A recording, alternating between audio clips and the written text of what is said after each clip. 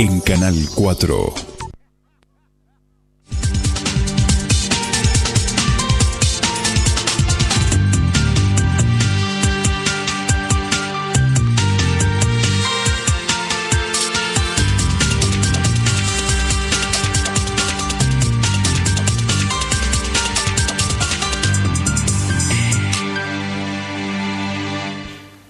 Buenas noches, aquí nuevamente como todos los días jueves estamos en Canal 4 en el programa Aquí Ahora Salud.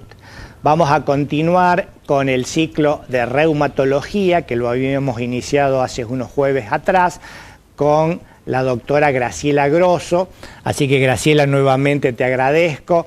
El hecho, la doctora como habíamos comentado vive en Córdoba, trabaja en Córdoba, es de San Francisco y hace muchos años, más de 20, que viene a ejercer su especialidad aquí en la Clínica Regional del Este. Pero a veces, como en alguna ocasión, que creo que es esta, viene específicamente a darnos su conocimiento sobre esta especialidad que es tan vasta, tan clínica como es la reumatología. Y hemos decidido hablar de dos temas fundamentalmente, que es la osteoporosis y la crisis o artritis gotosa o crisis de gota o enfermedad de gota. Así que nuevamente gracias Graciela y la audiencia es para vos. Muchas gracias Jorge. Hola, buenas noches a todos. Bueno, nos pareció con Jorge que eran dos temas muy importantes para analizar en este programa y bueno, podemos empezar definiendo qué es la gota. La gota es uno de los reumas que se han definido más antiguamente que otros. Cuando se empieza a hablar de artritis, casi todo era gota, estamos hablando del 1500, 1700, y se pensaba, como ustedes están viendo en esas imágenes que están puestas en el televisor, si ustedes ven en la imagen superior a la izquierda de la pantalla, hay como un diablo que está comiendo la articulación del primer dedo del pie de un paciente. Eso se debe, el nombre de gota viene porque se creía que los malos humores goteaban en las articulaciones enfermas. Esa imagen es del año 1779. Y si ustedes ven las otras imágenes, en la imagen que está arriba a la derecha, hay un diablo que le está trayendo dolor al pie de esa persona, que si ustedes ven en las tres imágenes, en la de arriba y en las dos inferiores, eran gente de familias muy acomodadas y en todos hay o comida o un vaso de vino al lado, porque en general los gotosos suelen ser bon vivants y suelen tener sobrepeso, les gusta comer muy bien, les gusta tomar muy bien y esto ya está definido de esa manera en épocas donde poco se conocía sobre lo que realmente era el ácido úrico y de qué manera se producía la crisis gotosa. La enfermedad de los reyes, le decían, como hablábamos recién con Jorge. Sí. No sé si seguimos con la próxima imagen. Bien. En esta imagen estamos viendo el dedo gordo de un piecito que está sumamente colorado, que está hinchado. Esa suele ser muchas veces la manifestación inicial de una gota, de una crisis gotosa, y se llama podagra a esa manifestación clínica. El dolor que refieren los pacientes que tienen estas manifestaciones es sumamente intenso. Se dice y se comprueba en la clínica que los pacientes cuando están de esa manera no toleran ni siquiera el roce de las sábanas sobre la articulación y la mayoría de las veces suele ser esta la forma de presentación de la enfermedad. No es la única causa de podagra, hay otras causas, pero la más importante, la gota suele comenzar habitualmente de esta manera. Si vemos la próxima imagen, estamos viendo dos piecitos, uno es el enfermo que está representado ahí con un cactus, con esas florcitas, con esas tunas rojas por la inflamación, porque de esa manera se siente el paciente que tiene una crisis gotosa, como si tuviera agujitas que le pinchan en las articulaciones comprometidas y en los tejidos de alrededor, porque no suele estar comprometida solamente la articulación, sino todos los tejidos blandos que la rodean. Se pone la articulación o el pie, como ya vamos a ver en próximas imágenes, se pone rojo, se pone caliente, toda la piel de la zona de la articulación comprometida. Si vemos en estas imágenes, vamos a ver en la imagen superior a la izquierda dos pies, uno que está sano y el otro con una crisis de gota que afecta no solo la primera articulación de la base del dedo gordo del pie derecho, sino que también está afectando todo el tarso, que vendría a ser todo el empeine, todo el tobillo del pie, y está de color rojo, está enrojecida la zona y todo hinchada. Si ustedes ven y comparan los dos pies, van a ver que en el pie de la derecha no se puede diferenciar los tendones que van hacia los dedos del pie, como se puede diferenciar en el pie izquierdo. En la foto del medio, la foto central, estamos viendo un dedito gordo del pie con una articulación muy inflamada que tiene un huequito en el centro donde se ve al fondo un material blanco que suele ser parecido a un yeso blando, ese es el depósito de ácido úrico que está en la articulación y en los tejidos de alrededor de la articulación, que muchas veces drena a través de un canal que por la presión va haciendo eso mismo y puede salir hacia el exterior. Estamos viendo en la imagen inferior de la izquierda un paciente que tiene una crisis gotosa donde el compromiso más importante está a nivel del tobillo. El tobillo puede ser que la cantidad de articulaciones que se pueden afectar en estos pacientes generalmente es 1, 2 o 3. Los que tienen muchísimos años de evolución pueden hacer compromisos de muchas más articulaciones, pero en general al principio es 1, 2 o 3. El tobillo, como ustedes ven, también tiene ese color rojo y esa hinchazón alrededor de la articulación que no siempre se ve en otros reumas. Creo que esto es importante, Graciela, recordar cuando éramos estudiantes que nos decían del famoso cuadrilátero de Celso. El rubor, el dolor, el calor y el tumor. Creo que esa es una imagen muy... Exactamente, muy, que son las características de un tejido inflamado. Claro. Exactamente. Y acá en otras artritis no se ve ese color rojo por encima porque a veces está inflamada la articulación, pero no los tejidos que están alrededor de la articulación. En la artritis gotosa lo característico es que también se inflaman los tejidos que están alrededor de la articulación. Bien. Si veíamos en la imagen anterior, también veíamos un codo que podía estar inflamado. En ese caso está inflamada no solo la articulación, en esa imagen lo que está inflamado se llama bursa olecraniana, que es como una bolsita que está a la altura del huesito del codo, que es el que apoyamos sobre una mesa. Eso es lo que está inflamado y a veces se llena de líquido y a veces hay que drenarlo, pero si ustedes ven también está rojo y también tiene una zona donde hay un orificio del que se ve en el fondo un material blanco como yeso, si eso sale hacia el exterior, que tiene que ver con los depósitos de urato, que es la sal del ácido úrico. En la imagen inferior derecha estamos viendo manitos de pacientes que tienen muchos años de evolución de su gota, en el cual están comprometidas muchas articulaciones de las manos. El compromiso de las manos no es tan común en gota, en general se produce después de muchos años de evolución y no es común tampoco que haya tantas articulaciones comprometidas. Si vemos en estos casos, vemos otros lugares, estos son imágenes de gota crónica. No se ve tan frecuentemente imágenes como vemos en las manos que están arriba a la izquierda, pero ocasionalmente uno tiene la oportunidad de ver este tipo de pacientes. Fíjese que el depósito de ácido úrico ha deformado completamente las articulaciones, algunas están rojas porque siguen inflamadas, otras no están rojas, pero están deformadas por estos depósitos de ácido úrico que a veces también se calcifican. Los depósitos de ácido úrico también de uratos se pueden ver, por ejemplo, en el lóbulo de la oreja, como estamos viendo en la foto superior derecha. Y bueno, y acá hay un tofo gotoso, tofo se llama este depósito de los cristales de ácido úrico.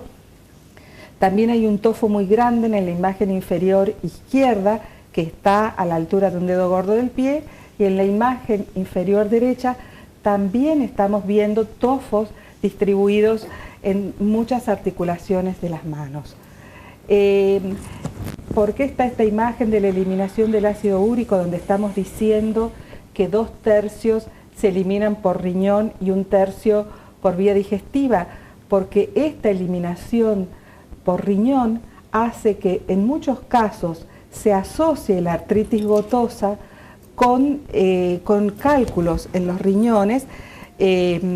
Esto tiene, en la familia de los gotosos, a veces hay alguien que hace artritis, otro que hace litiasis. No todos los gotosos hacen litiasis y no todos los que tienen litiasis quiere decir cálculos, o no todos los que hacen cálculos de ácido úrico en el riñón hacen artritis gotosa, pero puede asociarse.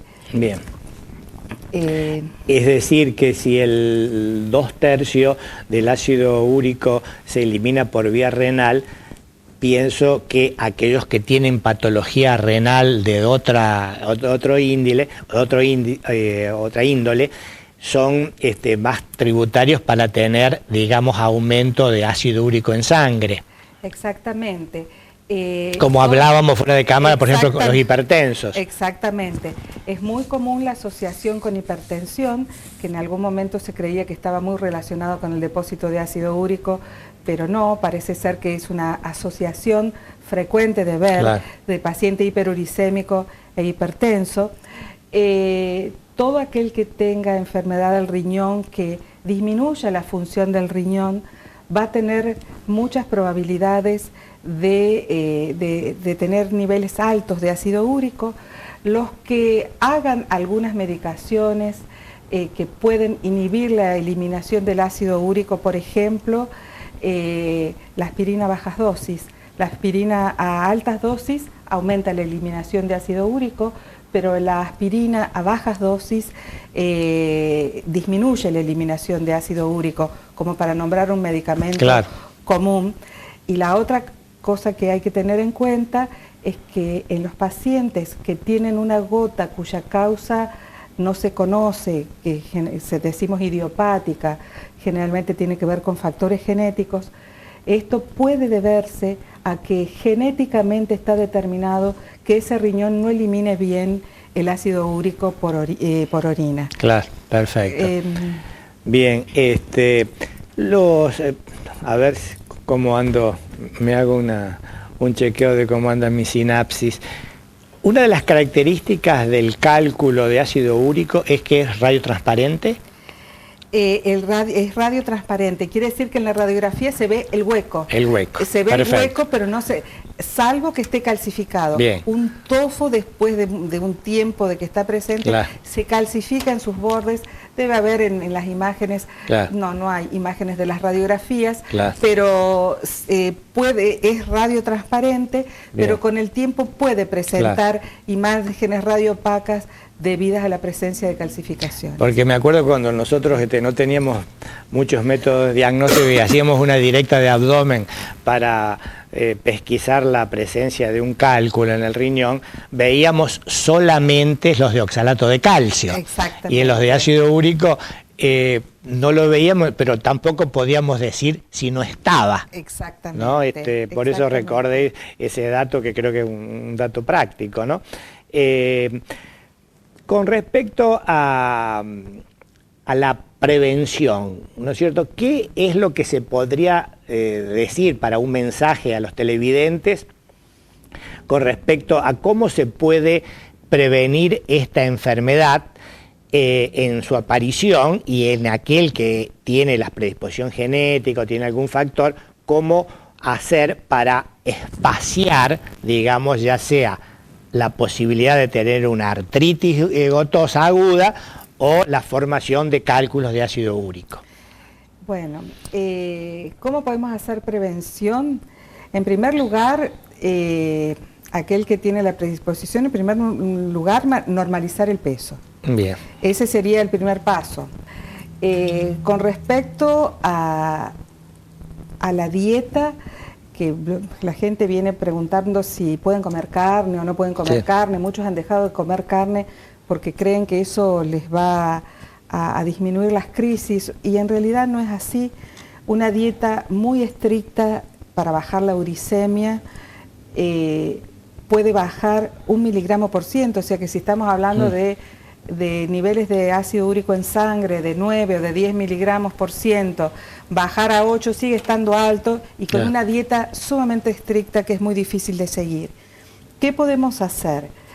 Por ejemplo, disminuir o eliminar completamente el consumo de alcohol, sobre todo el de cerveza, porque la cerveza tiene una sustancia que se llama guanosina, que hace que no solo se deje de, como hacen todos los alcoholes, que hacen que se disminuya la eliminación a nivel renal. El alcohol compite con el ácido úrico a nivel de la eliminación renal, sino que la guanosina también aumenta la producción de ácido úrico.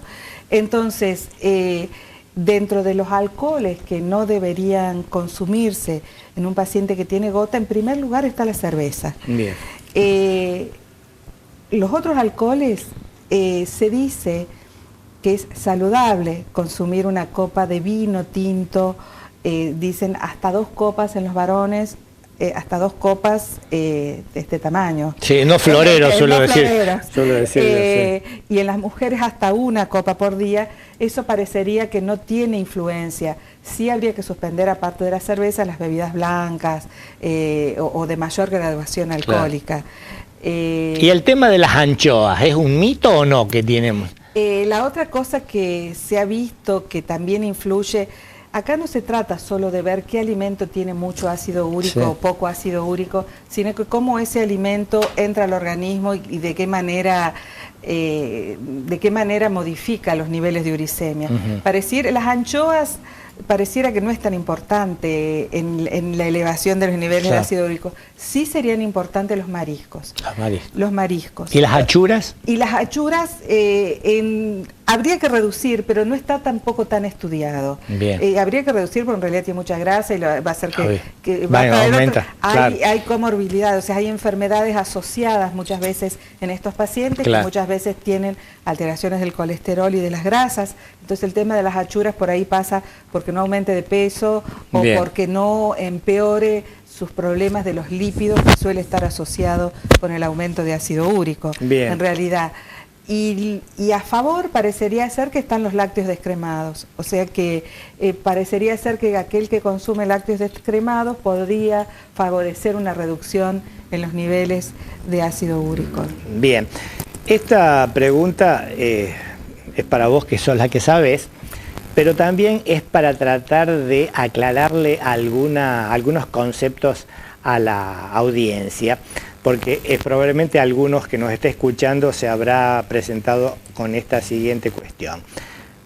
Hay pacientes que tienen ácido úrico alto en sangre, hiperuricemia que se llama, y nunca tienen gota, y otros que tienen niveles normales de ácido úrico tienen gota. Eso yo me acuerdo cuando ejercía, digamos, la clínica, lo había visto. ¿Es tan así? En realidad, para tener una gota, hay que haber tiene que haber previamente depósitos de cristales de ácido úrico en la articulación. En la articulación. Entonces, es condición sine qua non, o sea que sí o sí tiene que haber habido una hiperuricemia prolongada. Por eso, a veces no hay crisis gotosas en los que hacen una hiperuricemia aguda, que son los que, por ejemplo, que tienen algún tumor o algún tratamiento, sobre todo para tumores que destruyen muchas cantidades de células. Por eso esos a lo mejor hacen más un problema renal y no una crisis gotosa, porque lleva un tiempo de depósito en la articulación. Ahora, todos los que tienen gota en algún momento han tenido. Tuvieron niveles más altos de uricemia, pero puede ser que en el momento que hacen la crisis la uricemia sea normal, que en ese momento sea normal, puede pasar.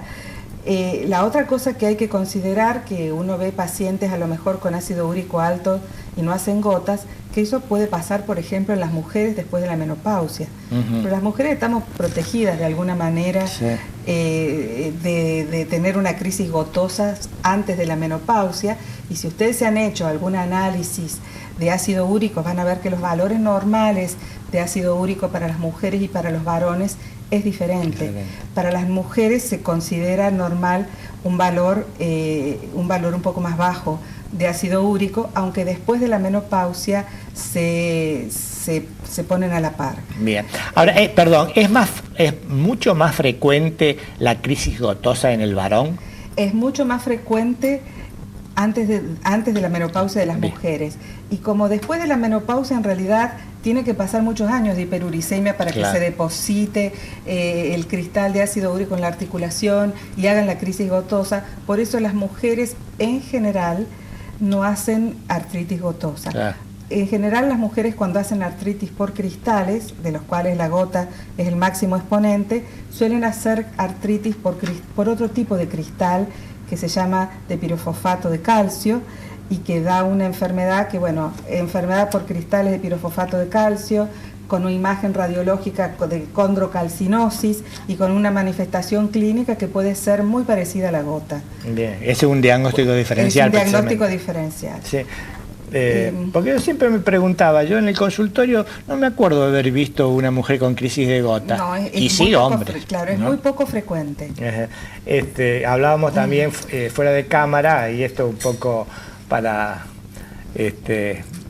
desacartonarnos un poco, que fundamentalmente los criollos le llaman el signo de la alpargata, porque va al hospital el paciente con un zapato y con el otro con una alpargata o con una chinela, porque no se puede calzar. Exactamente. Y los viejos clínicos decían que cuando lo veían entrar así, al solo ver cómo caminaba y cómo estaba calzado, hacían el diagnóstico, sin necesidad de dosarle el ácido úrico, ¿no? Porque es bien clínico el diagnóstico de gota. Y con respecto al tratamiento,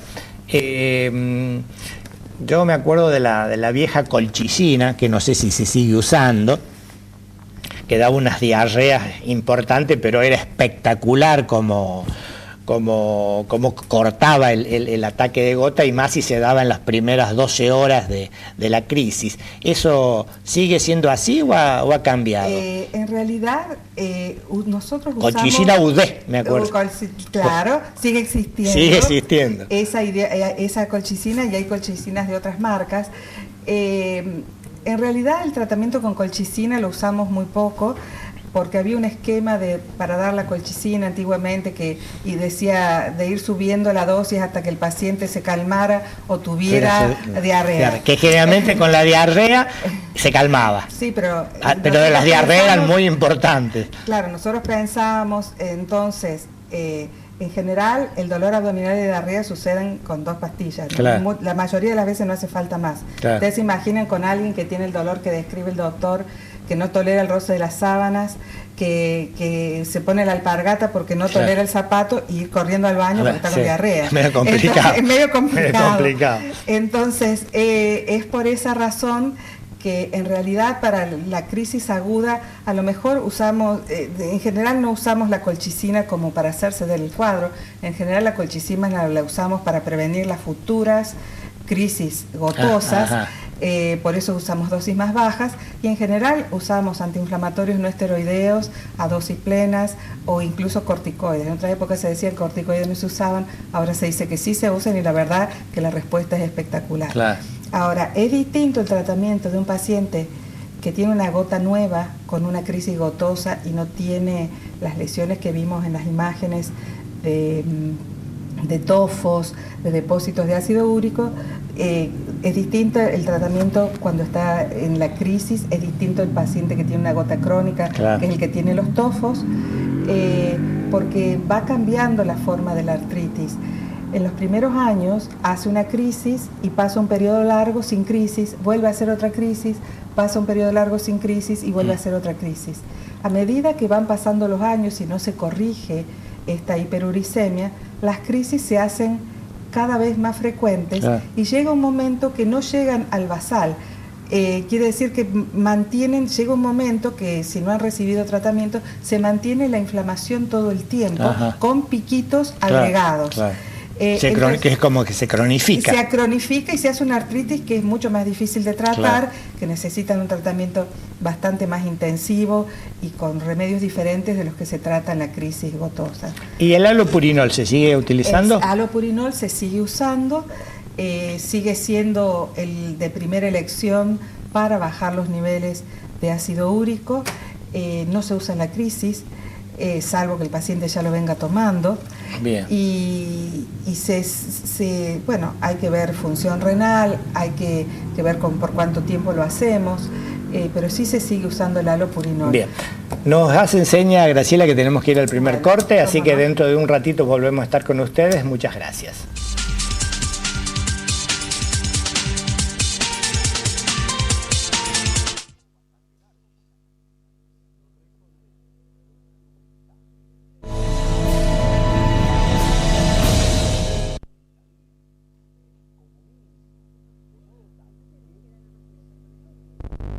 Telebingo felicita a los ganadores del especial Primavera. Ellos se ilusionaron y se alegraron haciendo realidad sus sueños, porque se llevan a su casa un Sandero, una EcoSport y una Amarok. Y además, los 60.000 pesos en línea. Telebingo hace feliz a Córdoba. La Clínica Enrique J. Carrá presenta un servicio único en la ciudad para la tranquilidad de las empresas. Si su empleado se accidentó, ponemos toda nuestra estructura médica y administrativa a su disposición, con profesionales y personal administrativo capacitados para facilitar toda la atención que su empleado requiere, incluidos los trámites ante su aseguradora de riesgo de trabajo. Llame al 423-228, interno 113, y consulte por este servicio único para su empresa. Radio Canal te acerca a una nueva manera de interactuar y consumir el contenido que más te gusta desde tu smartphone o tablet. Busca nuestra aplicación en el App Store y descárgala gratis. Interactúa con nuestros contenidos en tiempo real. Accede a toda la información. Escucha FM Contacto en vivo desde tu aplicación. Radio Canal está donde estás vos.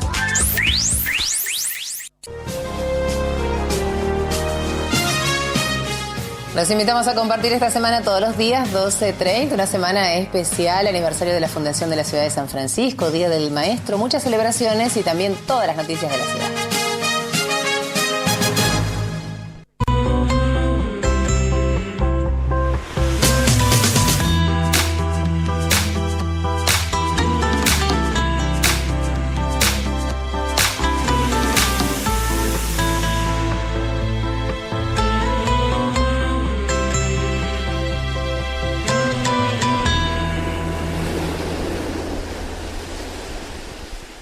En Asociación Mutual Árabe llevamos más de 20 años ayudándote a crecer, con servicios para toda la familia, servicio de óptica y de farmacia, ayuda económica, ahorro mutual, jardín maternal, asistencia para la tercera edad, servicio de viviendas y subsidios. Asociación Mutual Árabe, potenciamos tu crecimiento.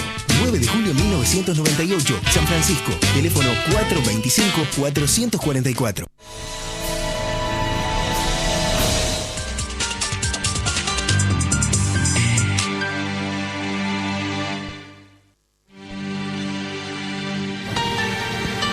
Bien, empezamos en el segundo bloque. Creo que en el primero hemos agotado el tema de gota y de crisis gotosa, que si les queda alguna duda, por favor pregunten, comuníquense con el canal y con todo gusto la doctora les va a responder.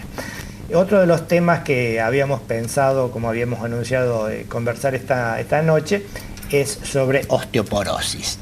Así que, doctora, empecemos como siempre, a definir qué es la osteoporosis, cómo es la prevención, cuáles son los factores de riesgo, cómo es el tratamiento y bueno, cómo son los diagnósticos. Contanos por favor un poquito. Bueno, la osteoporosis es una enfermedad, se caracteriza, lo más importante cuando hablamos de osteoporosis es hablar de fragilidad ósea, que está aumentado el riesgo de fractura. Y eso puede pasar porque el hueso, que ya vamos a ver en la imagen que estaban mostrando recién, si ustedes ven ahí tenemos en la imagen superior a la izquierda 2 vértebras y en la parte inferior tenemos un corte de un hueso largo. La fragilidad ósea puede aumentar porque esa esponjita que tiene el hueso en el medio se hace menos densa. Si ustedes ven en la imagen de arriba a la izquierda, tenemos la imagen de la porosidad de un hueso normal y en la vértebra de la derecha tenemos una imagen de una vértebra osteoporótica. Vemos que esa esponjita es como que tiene los huecos más grandes, y por lo tanto se puede romper con mayor facilidad. Entonces puede ser que la masa ósea, que se refiere a las características de esta esponjita, sea menor en los pacientes que tienen mayor riesgo de fractura, o puede pasar que la arquitectura, que la forma que se han dispuesto esas trabéculas, que vendrían a ser todas esas ramitas de la esponja que estamos viendo, no sean las más adecuadas para que el hueso no se quiebre, para mantener la integridad del hueso.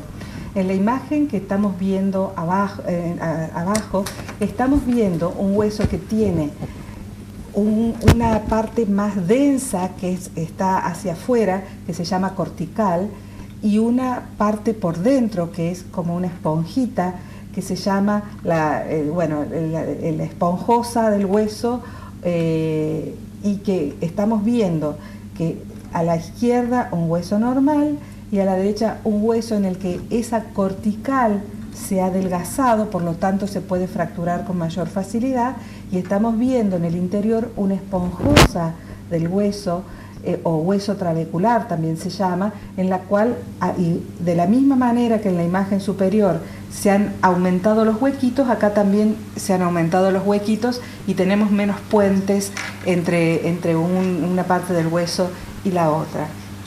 En la próxima imagen estamos viendo cómo evoluciona normalmente la masa ósea de las personas. Vemos desde un bebé que va creciendo, pasa a la adolescencia, a medida que se va creciendo, se va aumentando el tamaño de los huesos, porque esto nos va a llevar a ser más altos y más grandes. Ese aumento del tamaño de los huesos se produce hasta que se cierran los cartílagos de crecimiento, que está entre los 18, alrededor de los 18, entre 15 y 18, en realidad un poquito alrededor de los 18, algunos pueden seguir aumentando su masa ósea un poquitito más hasta los 25 años. Fíjense que esa curva hacia arriba se mantiene estable hasta los 35, 40 años, donde inexorablemente se va a empezar a perder masa ósea a un ritmo muy lento, que en las mujeres se va a hacer más rápido durante los años que siguen, entre los 5, 6 a 10 años, dicen algunos, después de la menopausia, en los cuales esta pérdida de masa ósea se va a hacer más importante, y va a persistir a lo largo de todo el tiempo, va a seguir bajando la masa ósea. Ustedes vean que como las mujeres, si bien no es digamos cómo evoluciona una misma mujer, pero mujeres de distintas edades y con distintas alturas, porque se va perdiendo altura. Aquel que tiene, y esto que estamos viendo es la evolución normal de la masa ósea. En el caso de haber osteoporosis, sucede esto, pero de forma mucho más acelerada.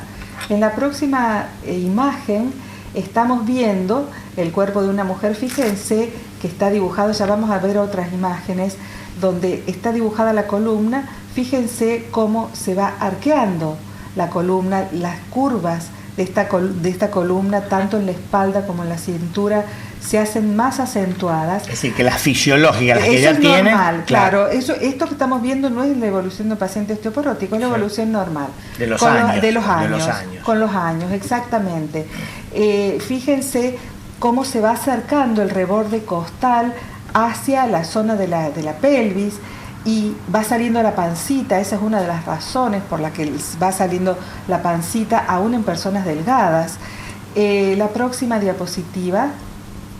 Estamos viendo en este caso a alguien que tiene osteoporosis. Fíjense cómo están las curvas de la columna. cómo termina usando bastón, y en las imágenes que ustedes están viendo, en la imagen del medio y en la imagen de la derecha, están pintadas de otro color las zonas en las cuales más frecuentemente se hacen las fracturas y los aplastamientos vertebrales en los pacientes que tienen osteoporosis, que suelen ser lumbar 2, lumbar 3, y a nivel dorsal, las dorsales, a veces dorsal 12, que no está marcado ahí, pero un poquito más arriba. Las zonas que ustedes ven de color en los huesitos son las zonas que se fracturan con mayor facilidad. La próxima, por favor. En este caso estamos viendo cómo se arqueó de mayor manera, de una forma más acentuada, la espalda de una mujer que sufrió fracturas por osteoporosis. Estamos viendo en la imagen de arriba de la vértebra, una vértebra que tiene un aspecto más rectangular, un cuerpo vertebral con un aspecto más rectangular, y en la parte inferior más triangular.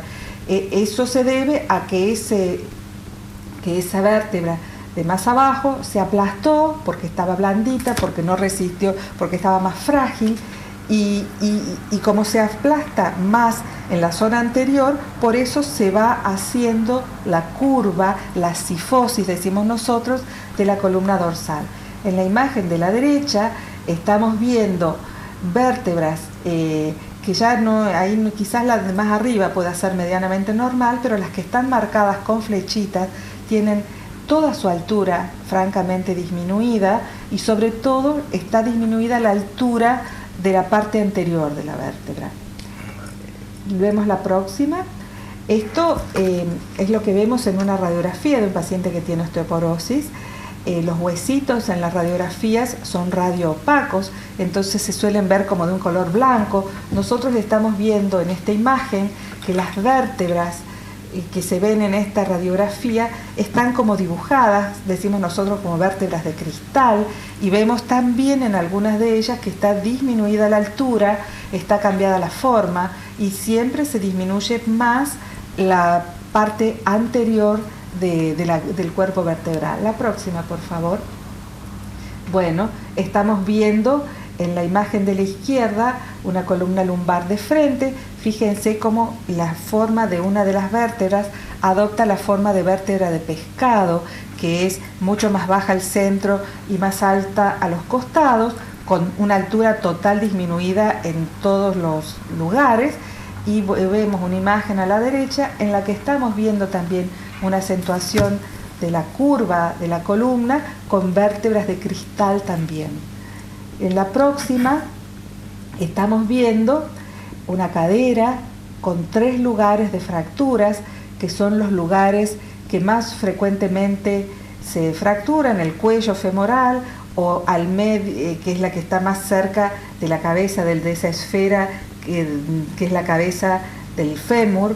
En el cuello femoral, entre una que puede ser, se llama intertrocanteria, y la otra que está ya en el, digamos, en la parte larga del hueso que estamos viendo.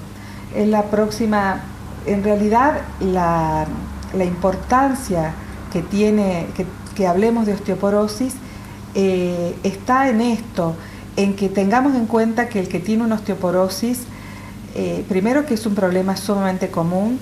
Se dice que 1 de 4 o 5 mujeres después de la menopausia va a hacer fracturas, tiene osteoporosis, y que muchas de ellas se van a fracturar a lo largo de sus vidas, y que el problema de la fractura es que muchas personas nunca se recuperan de su fractura por más que sean operadas. Muchas quedan discapacitadas en forma permanente, muchas tienen que pasar a estar en cama porque no se pudo poner una prótesis, porque no toleraron la prótesis, o porque se siguieron fracturando a lo largo del tiempo. Y en realidad esa es la importancia que tiene que hablemos de osteoporosis, que es más frecuente en las mujeres, que en los varones también se ve, pero las mismas cosas que tienen las mujeres se suelen ver unos 10 años después.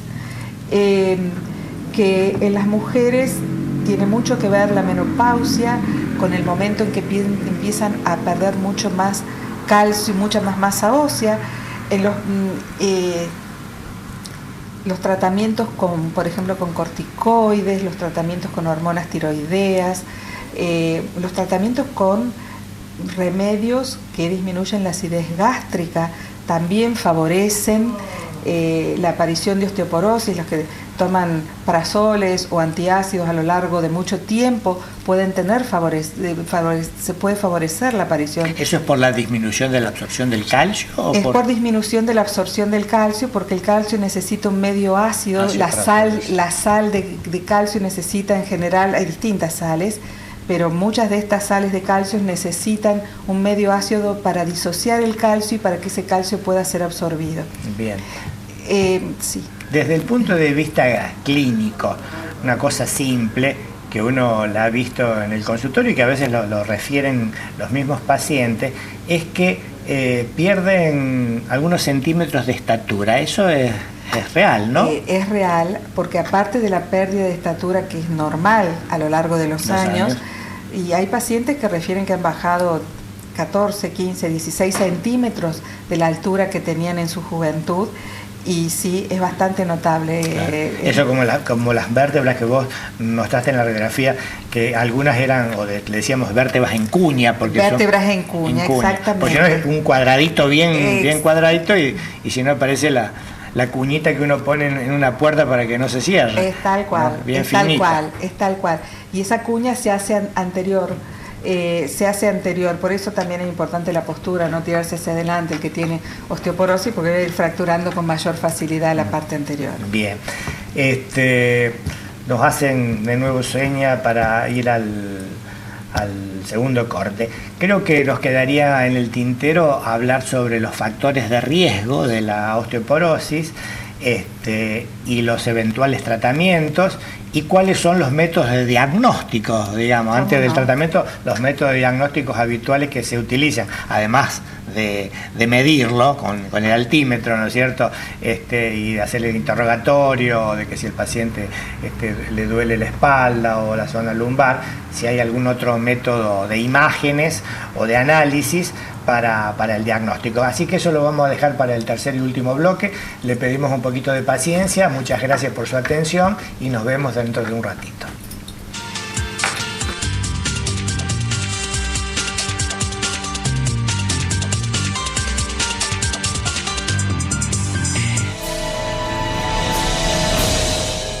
El pasado miércoles 19 de agosto se realizó un nuevo sorteo público de viviendas municipales. 32 nuevas viviendas, 12 pertenecientes al Plan Casa Social y 20 al Plan Casa. El señor intendente Mauricio Cravero destacó que no habrá aumentos en las cuotas hasta finalizar este 2015 y que ya se encuentran en construcción 14 en Plan Casa y 6 en Plan Casa Social.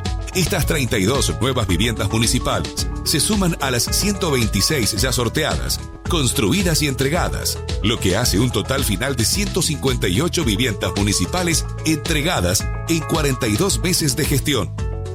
Bueno, mi nombre es René Machado. Doy gracias a Dios porque recibimos la casa y también alentar a las personas que sigan pagando su cuota y hagan su esfuerzo. Invito a toda la gente a que crean en Dios, que le pido que lo bendiga al intendente porque por esta obra que está haciendo, Dios lo va a bendecir y va a hacer mucho más por el pueblo. Gracias. Gracias al intendente, gracias a todos. Estamos cumpliendo la palabra, estamos cumpliendo nuestros sueños. Municipalidad de la ciudad de Arroyito, Arroyito, ciudad de vecinos. Mauricio Cravero, intendente municipal. Radio Canal se adapta para estar más cerca tuyo. Informate, subí tu noticia, opina a través de nuestro Facebook. Ponete al día con la información instantánea de nuestro Twitter. Compartí tus fotos y videos a través de nuestro Instagram. Escuchanos a través de TuneIn. Miranos, todos nuestros programas están en YouTube. Estamos presentes en Facebook, Twitter, Instagram, TuneIn, YouTube, porque entendemos que cada canal es diferente. Como vos, sumate. Celebra la llegada de la primavera junto a Radio Canal y disfruta de todo lo maravilloso que esta nueva temporada tiene para ofrecerte. Envía RC Primavera al 7075 y participa por las más exquisitas fragancias importadas de Perfumería Sarif y muchísimos premios más para renovarte y celebrar en la estación más linda del año.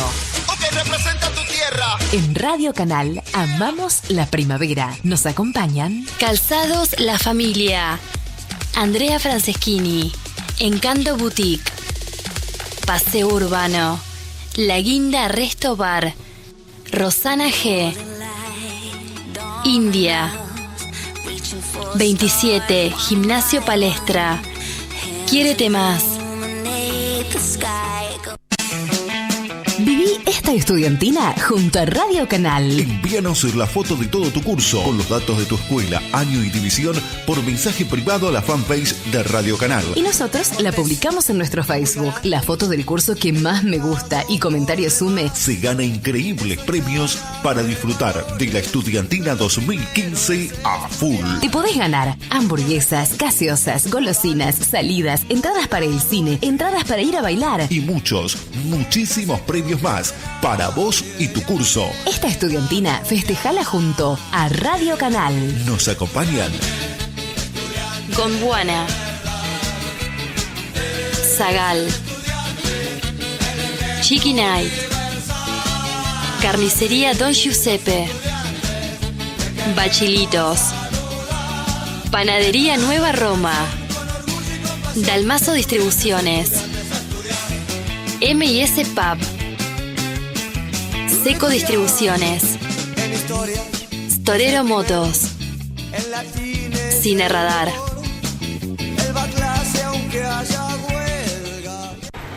Kevingston. Primavera-verano. Kevingston. Todo lo que buscas en un solo lugar. Kevingston. Déjate tentar. Enamorate.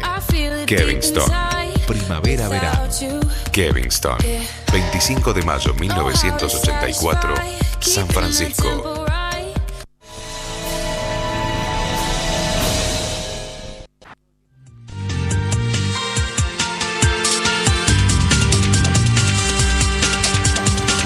Iniciamos el tercer y último bloque y continuamos hablando sobre osteoporosis. Fuera de cámara decíamos, hacíamos algún comentario con respecto a las enfermedades que pueden, asociarse con la osteoporosis, pero habíamos quedado de hablar primero de los factores de riesgo, los métodos diagnósticos y los tratamientos.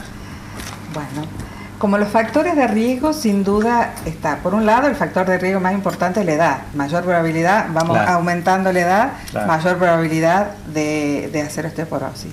Segundo factor de riesgo importante es ser mujer, porque la mujer después de la menopausia hace una pérdida de masa ósea muy importante que hace que tenga mayores probabilidades que los varones de hacer osteoporosis. Otros factores de riesgo. Perdón, y dentro de la menopausia, Graciela, aquellas que tienen una menopausia precoz, ya sea por quirúrgica o no, también son más candidatas a... Tienen mayor riesgo de hacer osteoporosis en forma más temprana. Bien, sí. Eso creo que es muy importante, tenerlo presente. Es un dato muy importante. El sedentarismo, la falta de actividad física o insuficiente actividad física es muy importante también como factor de riesgo para osteoporosis. Cualquier enfermedad crónica que haga que tenga que pasar periodos prolongados en cama, o enfermedades crónicas de cualquier naturaleza que haga que esa persona se pueda mover menos, no solo que esté en cama, sino que reduzca su actividad física diaria, puede favorecer la aparición de osteoporosis. El ser muy delgado o los gorditos también pueden hacer osteoporosis por mecanismos distintos, pero ser muy delgado, ser de un tamaño chico, tener un esqueleto de tamaño chico, puede favorecer la aparición de una osteoporosis. El tabaquismo, el alcohol, algunos medicamentos que pueden hacer que se haga osteoporosis con mayor facilidad, una mala alimentación. Acá esto es, si hablamos de prevención, factor de riesgo y de prevención, sobre todo aquellos que no han consumido suficientes alimentos con calcio en la niñez, o sea, sobre todo los que han tomado poca leche. Y mucha Coca-Cola. Mucha Coca-Cola, porque encima la Coca-Cola acelera la pérdida de calcio por orina. en la época que tienen que tomar leche, los chicos tienen que tomar leche porque ustedes vieron cómo fueron creciendo, claro, y ahí se iba formando el hueso. Entonces, en esa, la prevención más importante quizás la tenemos que hacer a ese nivel, en la niñez, y hasta que se cargue la máxima masa ósea que cada uno podemos cargar y que está determinada genéticamente. Todos tenemos determinado genéticamente cuál es el máximo de masa ósea que podemos tener. Algunos tienen determinado genéticamente una masa ósea más baja, y esos suelen tener antecedentes familiares de fracturas en la mamá, en las hermanas, en las tías, en las abuelas. Como factor de riesgo, bueno, entonces la insuficiente ingesta de calcio, sobre todo lácteos en los chicos, una insuficiente ingesta de proteínas también favorece la aparición de osteoporosis, y creo que de los grupos más importantes estamos. La reducción de la exposición al sol, el lugar geográfico donde vivimos influye. En los lugares que están más cerca de los polos, nuestro país está más o menos a la altura del norte de La Pampa hacia abajo, que es la latitud 30, por debajo o por encima, en el caso del norte, de esas latitudes, hay mayor riesgo de hacer osteoporosis por insuficiente exposición a la radiación ultravioleta, y gente que vive en esas zonas necesita hacer suplementos de vitamina D para evitar que sus huesitos se quiebren con mayor facilidad. Claro, porque no solo se necesita calcio, sino que se necesita vitamina D. Claro, porque la vitamina D, para que se absorba bien el calcio, para que ese calcio no se pierda de los huesos, también se necesita la vitamina D para eso. Perfecto. Y eso hablaste bien y extendido de los factores de riesgo. ¿Cómo se la diagnostica? ¿Se la sospecha clínicamente? ¿Y cómo se la diagnostica la osteoporosis? ¿Y cómo se la cuantifica, si es que se puede cuantificar? Sí. Acá hay varias cosas, porque nosotros estamos acostumbrados que para tener una enfermedad tenemos que tener síntomas. Cuando hablamos de osteoporosis hablamos de una epidemia silenciosa, porque la primera manifestación va a tener manifestación clínica cuando se fracture. El dolor de espalda que va a tener una persona que tiene osteoporosis va a ser por fracturas puntiformes dentro de las vértebras que van a ir haciendo esa forma de cuña a nivel vertebral, pero eso duele como fractura. Pero mientras tanto la osteoporosis la tenía hasta que empezó a fracturarse, pero no sabía que la tenía. Entonces acá es importante tener en cuenta cuáles son los factores de riesgo, y sobre todo tener en cuenta si tenemos una mamá que se fracturó o una abuela que se fracturó, para ver los antecedentes de cada uno, para ver cuán rápido o no habrá que hacer una evaluación de osteoporosis de cada una de las personas. Eso por un lado. Manifestaciones clínicas, sin duda, la disminución de la altura, la cifosis dorsal, este acercamiento que existe entre el reborde costal y la zona superior de los huesos ilíacos, es la protrusión hacia fuera de la pancita, eso como manifestación clínica. La osteoporosis, cuando hablamos de osteoporosis, hablamos de un riesgo aumentado de fractura, y eso depende, dijimos al principio, por un lado de la masa ósea y por el otro lado de las características de la masa ósea. Las características de la masa ósea, por el momento, con métodos diagnósticos habituales, por el momento no lo podemos evaluar. O sea, por eso vamos, y la masa ósea la podemos cuantificar con una densitometría. Bien. El tema es que vamos a ver que gente que tiene baja masa ósea por densitometría y nunca se fractura, y vamos a ver gente con mucha masa ósea que se fracturan con facilidad. ¿De qué depende eso? Dijimos que la arquitectura del hueso puede variar y puede condicionar la fractura. De cualquier manera, se sabe que por una masa ósea por debajo de ciertos valores, siempre se acompaña de un aumento de riesgo de fractura. Entonces, eso nos sirve para diagnóstico. Las radiografías nos pueden servir, pero el diagnóstico radiológico de osteoporosis siempre es tardío. Tiene que haber una pérdida de masa ósea de por lo menos un 30% para que se vea algo en la radiografía. Entonces, si llegamos con el diagnóstico radiológico, llegamos tarde. Es la otra cosa. Y para diagnóstico, eso es como una foto que nosotros sacamos de los huesitos de las personas que nos dicen cómo está el hueso en cuanto a su masa ósea en ese momento. Pero a nosotros nos sirve saber si ese hueso está perdiendo calcio en ese momento, si se está produciendo recambio de masa ósea importante y se está perdiendo hueso, o en una de esas hay un hueso que ha perdido masa ósea pero que está estable, que no se está modificando rápidamente esta masa ósea.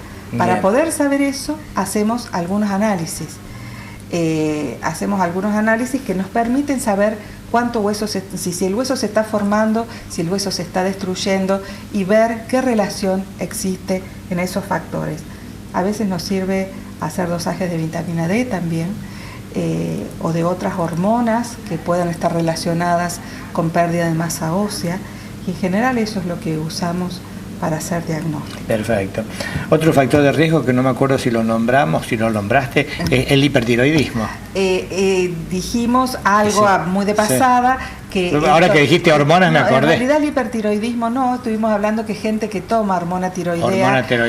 Por más que esté bien indicada y por más que las dosis sean las correctas, se sabe que igual, ni hablemos si las dosis son más altas, o por ahí hay gente que se automedica con hormona tiroidea en algún momento, ni hablemos para adelgazar, si son más altas, eso aumenta el riesgo de tener osteoporosis. Es un factor de riesgo de osteoporosis. Perfecto. ¿A qué edad se debería tomar, digamos, la primera densitometría, que es un método incruento también para la audiencia, es decir, que no sienten nada, es como una radiografía, digamos? Claro. ¿A qué edad teóricamente, así o aproximadamente? Si no hay factores de riesgo, o sea, si no tenemos herencia, si no estamos medicados con medicación que pueda hacer perder masa ósea, si no tenemos un tamaño muy chiquito de cuerpo, y si no hay otros factores de riesgo, la edad que se dice que todas las mujeres deberíamos tener una densitometría es a los 65 años.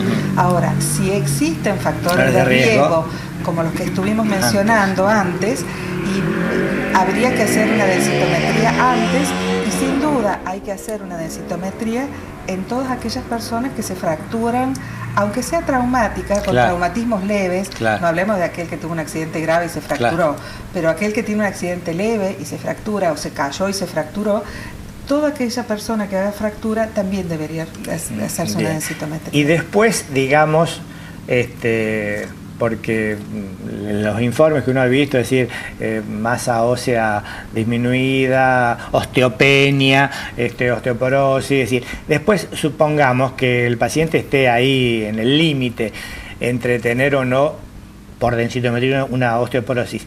¿Con qué frecuencia, cómo habría que repetirla ese estudio? Si es que hay que repetirlo. Bueno, eso depende de las personas.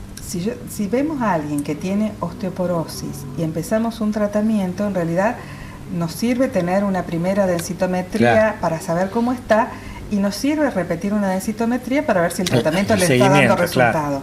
Ahora, ¿con qué tiempo? Nunca antes de 1 año y medio o 2, porque aún el mejor remedio que podamos usar para tratar la osteoporosis, ninguno tiene efectos maravillosos, ni rápidos, ni de cambios muy marcados en poco tiempo. Entonces, la frecuencia en una paciente con esas características, 1 año y medio o 2, diría.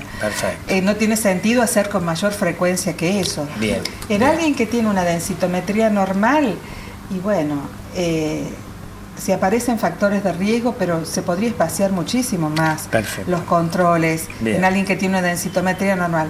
En una mujer que está entrando a su menopausia, quizás en los próximos 5 años, si tenía normal, habría que repetir para ver cómo le fue en esa época que perdió más masa ósea que lo habitual.